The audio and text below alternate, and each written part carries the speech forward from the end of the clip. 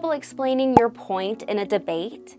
Analogies can make it much easier. An analogy is a comparison that helps explain an idea by linking it to something familiar. Think of it like a bridge.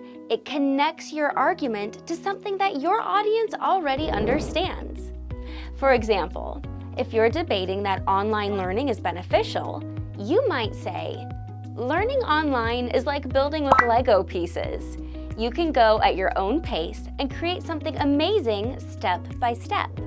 This helps your audience picture what you mean. Another example, if you're arguing that teamwork is important, you could say, teamwork is like a puzzle. Every piece matters, and when one is missing, the picture isn't complete. Analogies like this make your ideas easy to understand and remember. But be careful. A bad analogy can confuse people. For example, if you're debating against social media and compare it to a monster, explain why. Social media is like a monster because it grows out of control if we don't set limits. That makes your point clear and relatable. A good analogy makes your argument simple, memorable, and powerful. Use analogies in your next debate to make your ideas stick.